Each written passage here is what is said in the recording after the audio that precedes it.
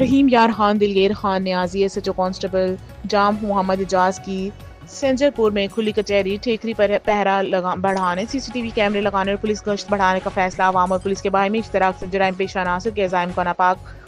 ناکام بنانے کی حکمت عملی طے پا گئی۔ تاجران کی جانب سے بھرپور تعاون کی یقین دہانی۔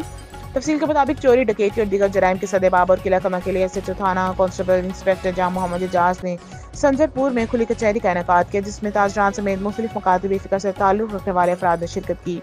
انہوں نے پہلے عوامی مسائل سنے، اس کے بعد سیکیورٹی کی صورتحال پر تبادلہ خیال کیا، جس میں مختلف شخصیات نے بھی اپنے خیالات کا اظہار کیا۔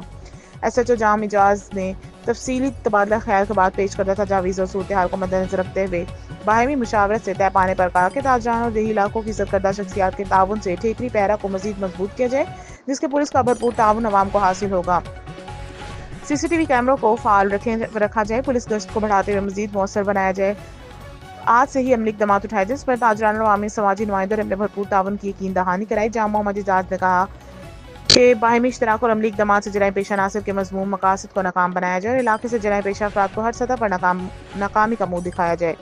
رحیم یار خان، ایس ایچ او تھانہ کانسٹیبل انسپکٹر جام محمد اجاز، سنجر پور کھلی کچہری میں عوامی مسائل سنتے ہوئے